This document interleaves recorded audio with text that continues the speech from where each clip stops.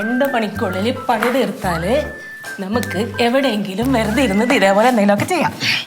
ഇങ്ങനെ കളിച്ചുകൊണ്ടിരുന്നാ പെട്ടെന്ന് ഇവിടുത്തെ പണി തീരുമല്ലോ. നല്ല രസമായത്. മുമ്പ് 3-4 ഒക്കെ ഇട്ട് ഇങ്ങനെ അമ്മനെ അടുക്കൊണ്ടിരുന്നതാ. പക്ഷേ ഇപ്പൊ നിന്റെയൊക്കെ കൂടെ കൂടി ഉള്ള പണി മൊത്തം ചെയ്ത് മനുഷ്യന്റെ കോൺസെൻട്രേഷൻ മൊത്തം പോയിരിക്കുക.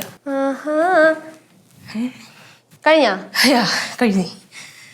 ചേച്ചി ഇതെന്താ ഇത് നിന്റെ ഡ്രസ്? ഇനിയിപ്പൊ അത് ഞാൻ പറഞ്ഞു തരണോ? ആണോ? ഇത് എവിടെ കിടന്നിരുന്നെന്ന് അറിയോ? നിന്റെ ഡ്രസ്സല്ലേ, എവിടെ വേണമെങ്കിലും കിടക്കും. കൂടുതൽ ഓവർ സ്മാർട്ട് ആവല്ലേ? നീയും കൂടുതൽ ഓവർ ആവണ്ട. ഈ ഡ്രസ് ഞാൻ വൃത്തിക്ക് മടക്കി അലമാരി കയറ്റിയതാ. ഇതെങ്ങനെ താഴെ വീണേ? ആദ്യം ചിലപ്പോ ആ പിള്ളേരെ കയ്യിൽ എടുത്തപ്പോ താഴെ പോയതായിരിക്കും. പിള്ളേരാ? നോക്കി ചേച്ചി, ഞാൻ ഒരേ സൈഡിലുള്ള ഡ്രസ് വെക്കുന്നേ. ചേച്ചിയുടെ ഡ്രസ് എടുത്തപ്പോഴത്തേക്കും കാണാണ്ട് ഇത് താഴെ വീണെന്ന് പറഞ്ഞാ പോരെ? ഓ ഹലോ, ഞാൻ എന്റെ ഡ്രസ്സ് സൂക്ഷിച്ചും കണ്ടും ശ്രദ്ധിച്ചൊക്കെയാണ് എടുക്കണത്. പിന്നെ ഭയങ്കര ശ്രദ്ധയാണ്. എടാ നിങ്ങളുടെ പ്രശ്നം എന്താ? ഒന്ന് പോവോ, ഇവിടെ കൊറേ ജോലിയുണ്ട്. ചേച്ചി എന്താ ഈ ഡ്രസ് താഴെ ഇട്ടു? അതൊന്നും തിരിച്ചെടുത്ത് വെക്കാം, ഒന്ന് മടക്കി വെക്കാം, അതൊന്നും പറ്റൂല അല്ലേ? പെണ്ണു വച്ച ഞാനല്ല. ഇനിയിപ്പോ നീ തന്നെ നിന്റെ ഡ്രസ് എടുത്തപ്പോ താഴെ പോയതായിരിക്കും. ആണോ? ഭയങ്കര പുതിയ അറിവായി പോയല്ലോ. കൈക്ക് പണി ഉണ്ടാക്കാതെ ഒന്ന് പോവൂ ചേച്ചി. അങ്ങനെയാണെങ്കിൽ ചേച്ചിയുടെ ഡ്രസ്സും താഴെ വീഴും കേട്ടാ. താഴെ വീഴും, അതൊന്ന് കാണണല്ലോ എനിക്ക്. വീഴുമ്പോ നമുക്ക് കണ്ടാ മതി. ഞാൻ കണ്ടോളാം. ശരി.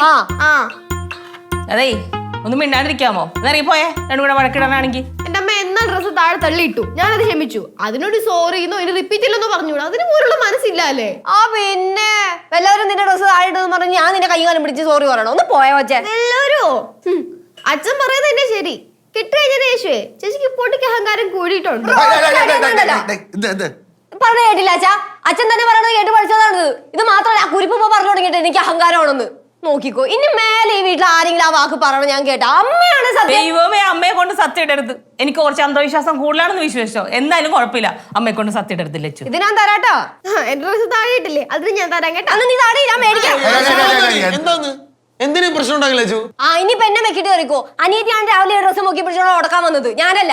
എന്തോന്ന് ശിവ, എന്തോന്ന് പ്രശ്നം? അഹങ്കാരം വേറെന്തോന്ന്? അഹങ്കാരോ?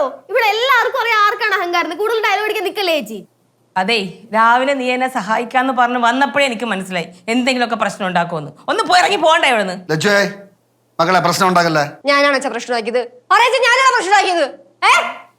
പ്രശ്നം ഉണ്ടാക്കിയത് ഞാനാ പ്രശ്നം ഉണ്ടാക്കിയത്. ക്ഷമിക്കണം. കളിയാക്കണ. പിന്നെ ഞാൻ എന്താ പറയണ്ടേ? ഒന്ന് ഇറങ്ങി പോകണ്ട. നിങ്ങൾ എന്തിനാ ഇപ്പൊ ഇങ്ങോട്ട് വന്നത്?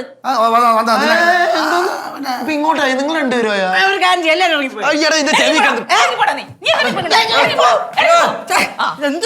സമാധാനം തരാ തോരന്നെ. നിനക്ക് ഞാൻ തരാട്ടോ, വെച്ചിട്ടുണ്ട്. ഇങ്ങ് വാ, ഞാൻ റെഡി ആയിട്ടിരിക്കാം. ഞാനോളാ ചേച്ചി. ചേച്ചിയാണോ? ഓവറാക്കല്ലേ? ചേച്ചിയാണല്ലോ, അത് ഓർമ്മ വേണം.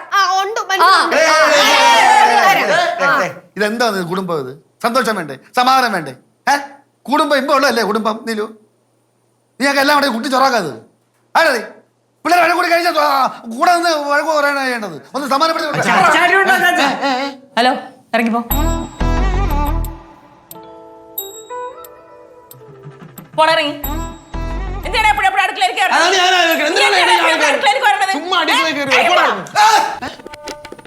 സോറി, അവനെ അറിഞ്ഞത്.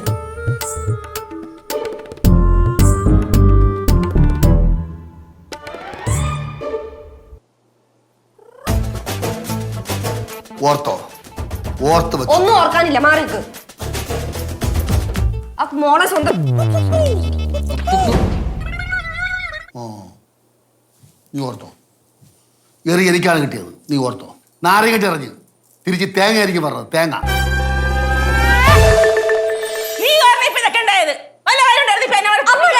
തുണി നോക്കി കൊണ്ടുവന്നത് ഞാനാണോ? എന്ത് നോക്കി? ആ ഡ്രസ്സ് നോക്കി പിടിച്ചോണ്ട് നിങ്ങൾ വന്നത്. ഇറങ്ങിപ്പോ. ഞാൻ പോവില്ല. ഇറങ്ങിപ്പോ. ഇല്ല, അവൾ അവിടെ ഉണ്ട്. ഇറങ്ങിപ്പോയി. ഇല്ല, ഞാൻ പോവാ. പോ. അവിടെ ഇരിക്കും. അമ്മേ.